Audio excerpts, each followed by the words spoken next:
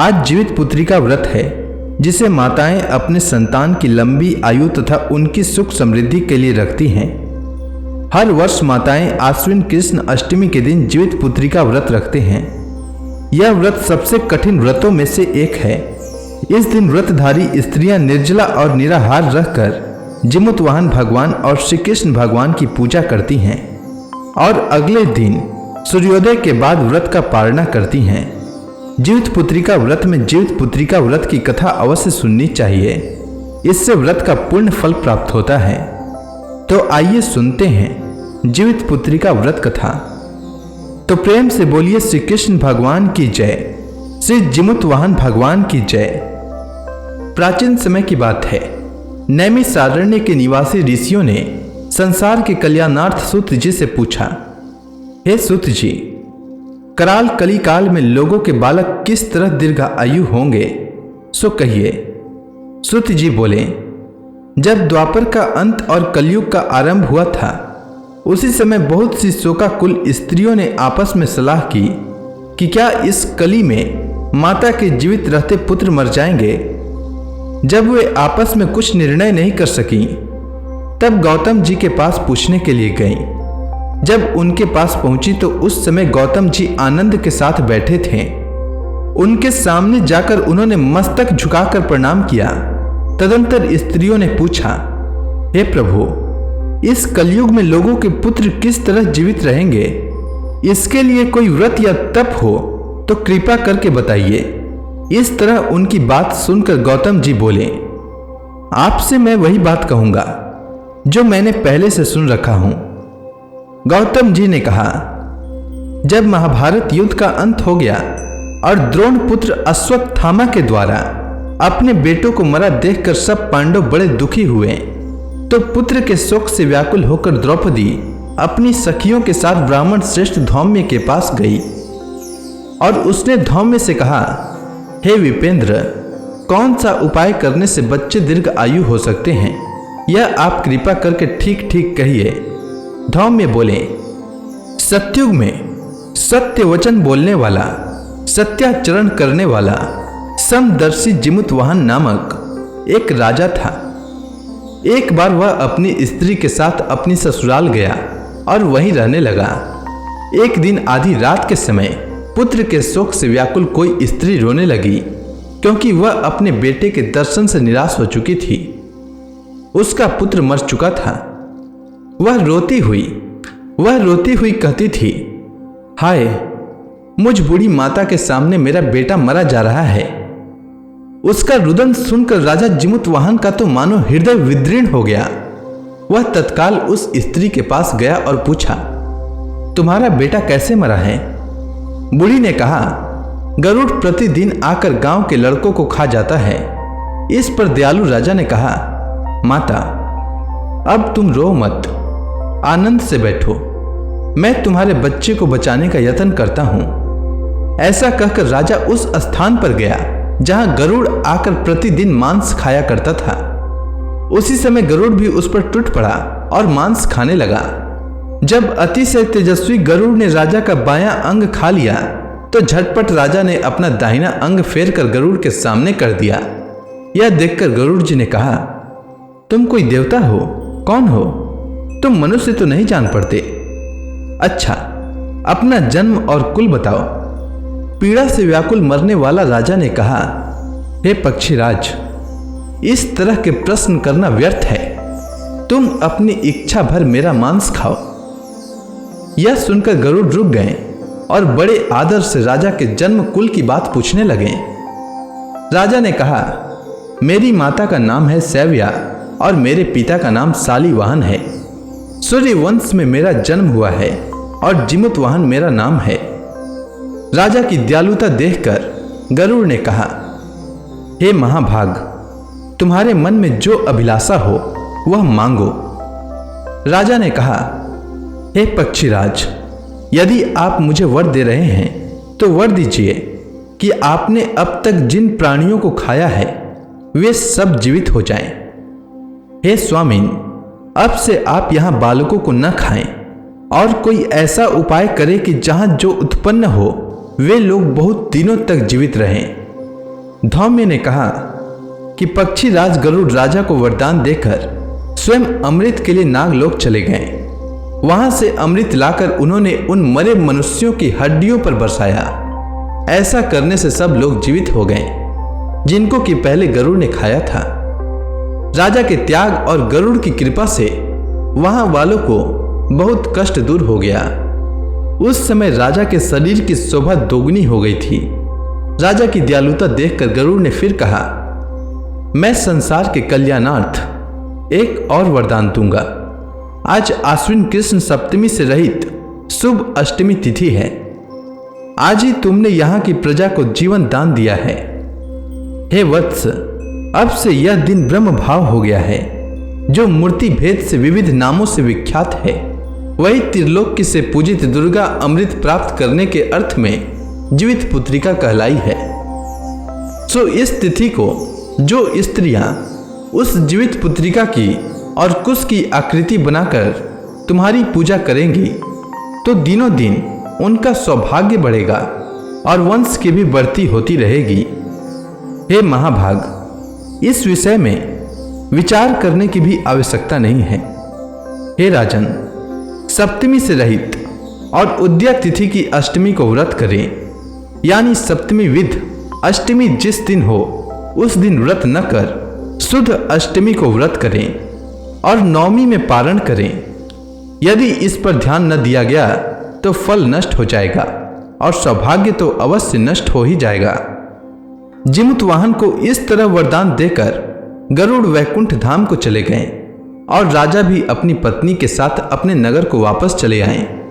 धौम्य द्रौपदी से कहते हैं, हे देवी, मैंने यह अतिशय दुर्लभ व्रत तुमको बताया है। इस व्रत को करने से बच्चे दीर्घ आयु होते हैं।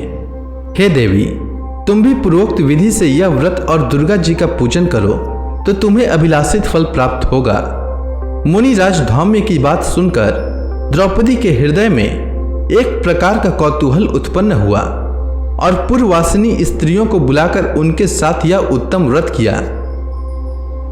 गौतम ने कहा, यह व्रत और इसके प्रभाव को किसी एक चिल्ही ने सुन लिया और अपनी सखी सियारिन को बतलाया।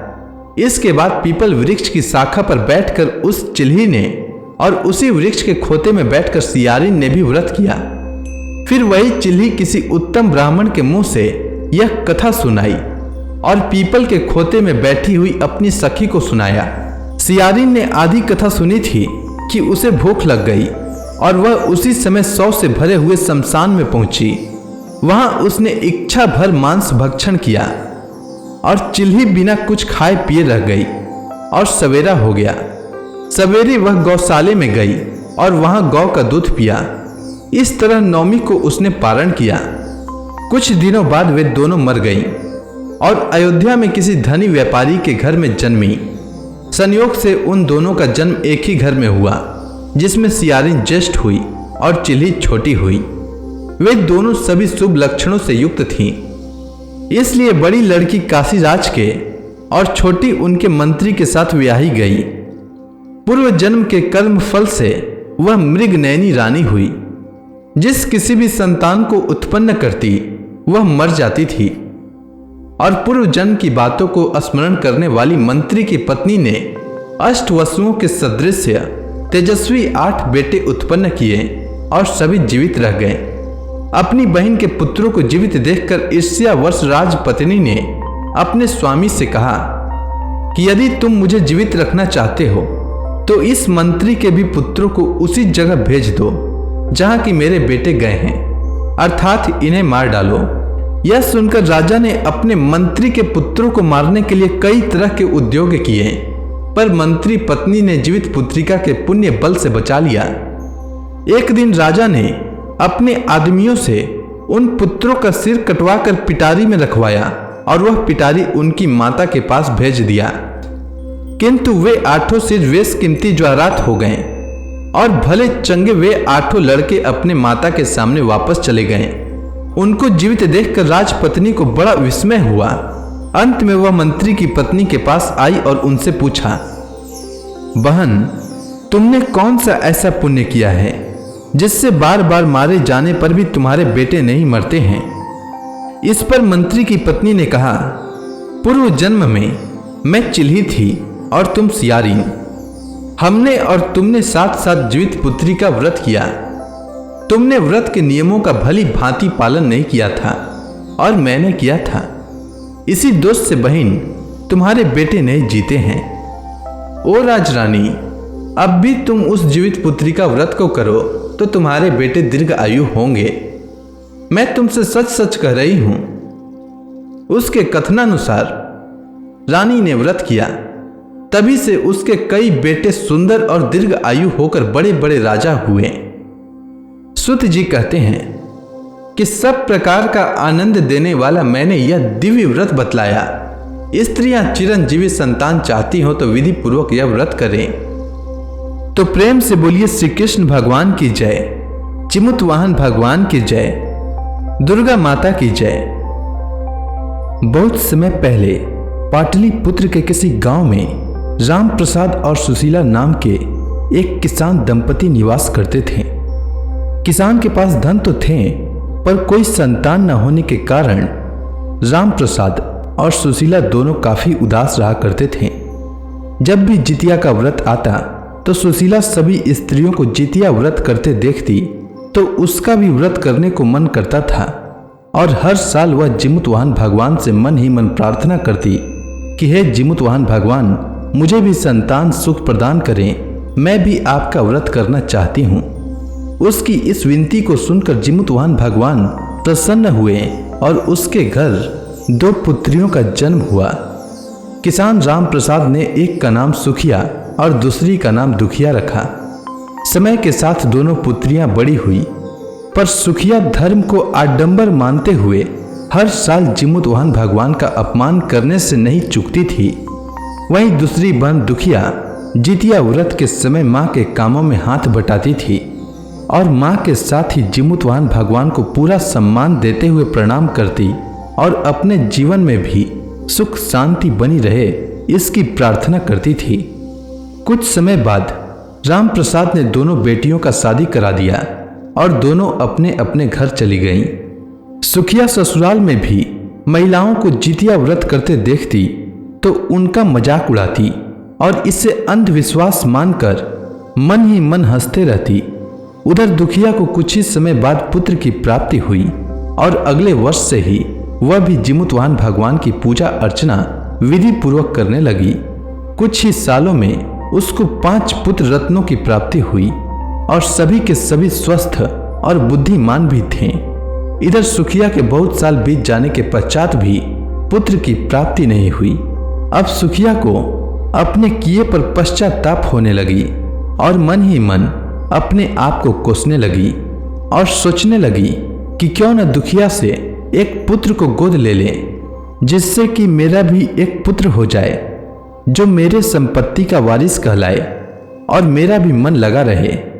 यही सोचते हुए उसने किसी तरह रात बिताई और सुबह होते ही दुखिया के घर पहुंचकर एक प्रस्ताव रखा। दुखिया यह सुनते ही बोली, ना बाबा ना, मेरे पुत्र मेरे प्राणों से बढ़कर हैं। मैं इनके बिना एक पल भी जीवित नहीं रह पाऊंगी। हाँ, मैं जिमुतवाहन भगवान से तुम्हारे तरफ से क्षमा मांगते हुए प्रार्थना करूंगी कि भगवान मेरी बहन को भी संतान प्रदान करें और तुम भी जो गलती की हो उसके लिए जिमुतवाहन भगवान से क्षमा मांग लो। भगवान तुम्हारी अवश्य सुनेंगे, वह बड़े ही दयालु हैं। इतना सुनकर सुखिया को बहुत निराशा हुई, पर दुखिया का सुझाया हुआ रास्ता भी पसंद आया और अगले साल जितिया व्रत के एक दिन पहले ही अपने बहन दुखिया के घर आकर दुखिया के व्रत के कामों में हाथ बटाई और जिमुतवाहन भगवान से प्रार्थना की कि हे जिमुतवाहन भगवान, मेरी गलती को क्षमा करें और मुझे भी पुत्र प्रदान करें। मैं भी आपका व्रत करना चाहती हूँ। और फिर वापस अपने घर आ गई। फिर जिमुतवाहन भगवान के आशीर्वाद से सुखिया के घर भी कुछ महीने पश्चात एक सुंदर सा बालक का जन्म हुआ। और जब अगले साल जितिया आया तो दोनों बहनें सुखिया और दुखिया ने बड़े धूमधाम से जितिया व्रत किया और इस प्रकार दोनों बहनों ने हंसी खुशी जीवन बिताते हुए अंत में वैकुंठ को प्राप्त किया। तब से आज तक हर साल उनकी यह कथा सुनी जाती है। जो भी व्रती इस कथा को सुनती है उसे भी शुभ समाचार प्राप्त होता है और उसके पुत्रों के ऊपर कभी भी कोई संकट नहीं आती है। तो प्रेम से बोलिए जिमुतवाहन भगवान की जय। किसी गांव में एक ब्राह्मण परिवार निवास करता था। ब्राह्मण स्वभाव से बहुत ही दयालु एवं सात्विक विचार के थे और भगवान शिव के बहुत बड़े भक्त थे और ज्योतिषी में भी निपुण आचार्य थे तथा उनकी पत्नी भी बहुत ही धार्मिक प्रवृत्ति की थी। ऐसा कोई भी व्रत त्योहार नहीं था जिसे ब्राह्मणी नहीं करती थी, पर उसके घर कोई संतान नहीं होने के कारण दोनों बहुत ही दुखी रहा करते थे और संतान प्राप्ति के लिए माता पार्वती तथा भगवान भोलेनाथ का पूजा अर्चना नित्य किया करते थे। एक रात भगवान शिव ने ब्राह्मण के सपने में दर्शन देते हुए कहा कि हे ब्राह्मण, मैं तुम्हारी भक्ति से बहुत प्रसन्न हूँ, इसलिए मैं तुम्हें एक संतान प्रदान करता हूँ। ठीक 9 महीने के पश्चात ब्राह्मण के घर सुंदर सा बालक का जन्म हुआ, परंतु ब्राह्मण ने अपने पुत्र का कुंडली देखा तो सन्न रह गया, क्योंकि उसके पुत्र की आयु के 5वें वर्ष में सर्पदंश से मृत्यु निश्चित थी। ब्राह्मण ने सारी बात अपनी पत्नी को बताया। पत्नी भी सुनी तो बहुत दुखी हुई, परंतु हिम्मत नहीं हारी और ब्राह्मण को भी डांडस बंधाया और प्रत्येक वर्ष जितिया व्रत और रात्रि जागरण करने का निश्चय किया और फिर प्रत्येक वर्ष नियम धर्म से जितिया व्रत करके जिमुतवाहन भगवान के पूजा के उपरांत रात्रि जागरण करती और सुबह पहले चिल्हो सियारों को पारण कराती, उसके बाद खुद पारण करती और बहुत रोती बिलखती। इस तरह 4 वर्ष बीत गए। उधर चिल्हो सियारो एक दिन आपस में बात कर रही थी कि ब्राह्मणी के घर तो सब कुछ है और नियम धर्म से जितिया व्रत भी करती है, पर जितिया के सुबह रोती क्यों है। चिल्हो ने सियारो से कहा, तुम तो आगे पीछे भूत भविष्य और वर्तमान सभी जानते हो, जरा ध्यान लगाकर बताओ तो जरा आखिर बात क्या है जो ब्राह्मणी इतना रुदन करती है। तब सियारो ध्यान लगाकर बोली कि ब्राह्मणी के पुत्र का जितिया के पारण के दिन ही जब ब्राह्मणी पारण कर रही होगी, उसी समय एक सर्प आकर उसके पुत्र को डस लेगा और उसकी मृत्यु हो जाएगी। और ब्राह्मण ज्योतिषाचार्य है, इसलिए इस बात का उसे पूरा ज्ञान है और उसने अपनी पत्नी को भी ये बात बताई है, इसलिए ब्राह्मणी रोती बिलखती है। इतना सुनने के बाद चिल्हो बोली, ऐसा तो तब न होगा जब मैं बालक तक नाग को पहुंचने दूंगी, उसे मैं बीच रास्ते से ही लेकर आसमान में उड़ जाऊंगी और किसी चट्टान पर पटक दूंगी, नाग वहीं दम तोड़ देगा। तब सियारिन बोली, और मैं उसके टुकड़े टुकड़े करके रख दूंगी, न रहेगा बांस न बजेगी बांसुरी। और फिर जितिया व्रत के दिन दोनों ने ऐसा ही किया। इस तरह से ब्राह्मणी का पुत्र दीर्घ आयु हुआ और जीवन के सारे सुख भोगते हुए अंत में वैकुंठ को प्राप्त हुआ। इसलिए जितिया के पारण में चिल्हो सियारों को पहले पारण कराने के बाद ही पारण करना चाहिए। भक्तगणों, किसी भी व्रत में गणेश जी की कहानी अवश्य सुनना चाहिए। गणेश जी सभी देवताओं में प्रथम पूजनीय हैं। उनकी पूजा एवं कथा सुने बिना कोई भी व्रत पूर्ण नहीं मानी जाती है, इसलिए गणेश जी की कथा हर व्रत में सुननी चाहिए। तो आइए सुनते हैं गणेश जी की कहानी। प्राचीन समय की बात है। एक गांव में एक गरीब और दृष्टिहीन बुढ़िया रहती थी। उसके साथ ही उसके बेटे और बहू रहते थे। बुढ़िया गणेश जी की बहुत बड़ी भक्त थी। वह प्रतिदिन गणेश जी की पूजा किया करती थी और गणेश जी को भोग लगाने के बाद स्वयं ही भोजन करती थी। एक दिन उसकी पूजा से प्रसन्न होकर गणेश जी उसके सामने प्रकट हुए और बोले, बुढ़िया माँ, तू रोज मेरी पूजा करती है, इसीलिए तू जो चाहे वह मांग ले। बुढ़िया ने कहा, मैं क्या मांगू, मुझसे तो मांगना ही नहीं आता। इस पर गणेश जी ने कहा, बुढ़िया माँ, तू जो चाहे वह मांग ले, नहीं तो मैं फिर कल आऊंगा, तब तक तू अपने बेटे और बहू से पूछ ले और फिर मुझसे मांग ले। यह सुनकर बुढ़िया अपने बेटे को बुलाया और अपने बेटे से कहा, गणेश जी ने कहा है कि मैं उनसे कुछ भी मांग सकती हूँ, तो बता मैं क्या मांगू। तब उसके बेटे ने कहा, माँ, तू गणेश जी से धन मांग ले। इसके बाद बुढ़िया बहू के पास गई और बहू से बोला, गणेश जी ने कहा है कि मैं उनसे कुछ भी मांग सकती हूं, तो बता मैं क्या मांगू। तब उसके बहू ने कहा कि गणेश जी से पोता मांग ले। तब बुढ़िया ने बहुत सोचा कि हर कोई अपने अपने मतलब की बात कर रहा है, कोई मेरे लिए सोच नहीं रहा है। चलो पड़ोसन से पूछ लेती हूँ, वह सही बताएगी कि मुझे क्या मांगना चाहिए। बुढ़िया अपने पड़ोसन के पास गई और पड़ोसन से कहा, गणेश जी ने कहा है कि मैं उनसे कुछ भी मांग सकती हूँ, तो बता मुझे क्या मांगना चाहिए। मेरा बेटा कहता है कि धन मांग लो और बहू कहती है कि पोता मांग लो। तब पड़ोसन ने कहा, अरे बुढ़िया, तू तो अब कुछ ही दिन जिएगी, धन और पोता मांगने से तेरा क्या फायदा। तू अपने लिए आंखों की रोशनी मांग ले, इससे तेरी जिंदगी आराम से कट जाएगी। यह सुनकर बुढ़िया अगले दिन गणेश जी की पूजा करती है और उन्हें भोग लगाती है। तभी गणेश जी प्रकट होकर कहते हैं, बुढ़िया माँ, बता तुझे क्या चाहिए। तब बुढ़िया ने गणेश जी से कहा, अगर आप मुझसे प्रसन्न हैं तो मुझे 9 करोड़ की माया, निरोगी काया, अमर सुहाग, आंखों की रोशनी, पोता और सभी परिवार को सुख दे और आखिरी में मुझे मोक्ष दे। यह सुनकर गणेश जी ने कहा, बुढ़िया माँ, यह सब मांगकर तूने तो मुझे ठग लिया, लेकिन वचन के अनुसार जो तूने मांगे हैं वह सब तुझे मिलेगा। इतना कहकर गणेश जी अंतर ध्यान हो गए। बुढ़िया ने जो कुछ मांगा था उसे सब कुछ मिल गया। हे गणेश जी महाराज, जैसे आपने उस बुढ़िया माँ को सब कुछ दिया, ठीक वैसे ही हमें दें और सभी कथा सुनने वालों को भी दें। तो प्रेम से बोलिए गणेश जी महाराज की जय, चिमुत वाहन भगवान की जय, दुर्गा माता की जय।